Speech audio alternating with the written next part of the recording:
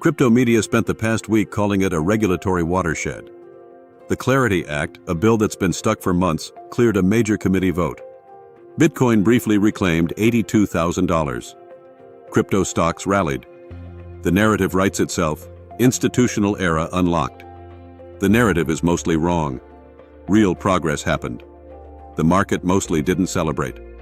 And outside the headlines, the cross-chain bridge problem reminded everyone it still hasn't been solved. Here's what actually happened this week. The week's headline story was Thursday's vote in the Senate Banking Committee. The Clarity Act, which lays out market structure rules for crypto in the U.S., cleared committee 15-9. Bipartisan margin.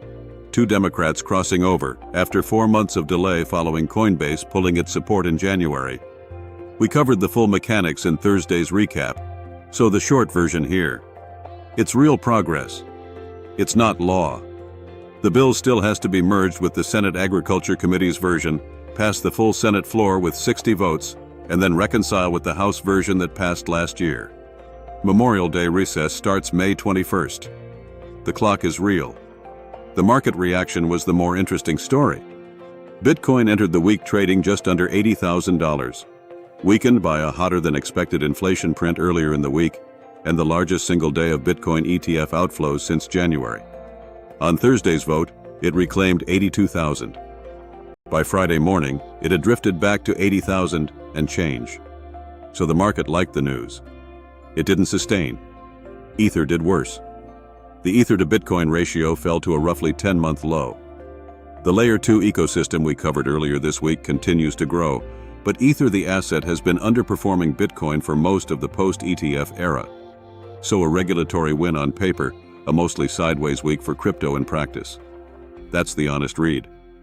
A few other things worth knowing. First, Thorchain. On Friday, the cross-chain liquidity protocol paused all trading and signing after an attacker drained roughly $10.8 million in assets across Bitcoin, Ethereum, BSC, and Base.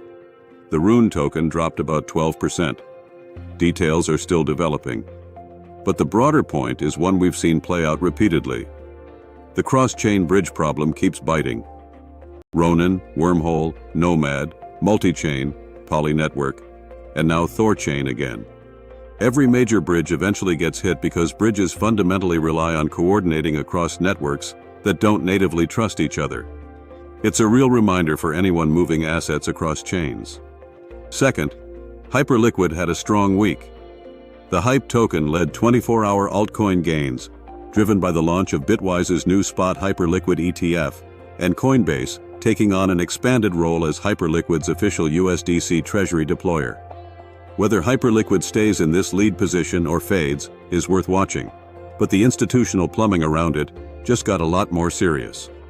Third, on the Asian institutional front, South Korea's Hana Bank announced it's acquiring a $670 million stake in Dunamu, the operator of major Korean crypto exchange Upbit. The deal includes plans for a Korean one-pegged stablecoin and blockchain remittance services. Korean institutional integration with crypto is quietly accelerating. Underneath all of this was the macro backdrop. President Trump's visit to China, the continuing standoff with Iran over the Strait of Hormuz, and elevated inflation data are all giving markets reasons to stay cautious.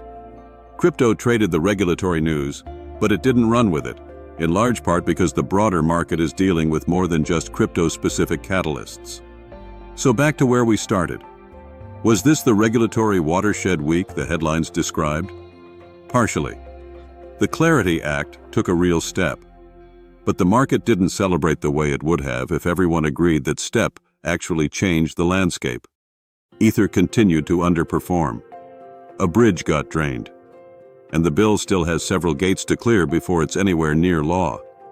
What's on the calendar next week? FOMC minutes from the April meeting drop Wednesday, May 20th. That's the closest thing to a scheduled macro catalyst. Memorial Day recess starts Wednesday for the Senate, which means any further movement on crypto legislation before the summer break has to happen in the first half of the week. Thorchain's post-mortem on the exploit should land at some point and may sharpen the bridge security story. And as always in crypto, anything could happen. That's the week in crypto. We cover crypto on the days that actually matter, with explainers when it helps. Hit subscribe so you don't miss it. We'll see you next time.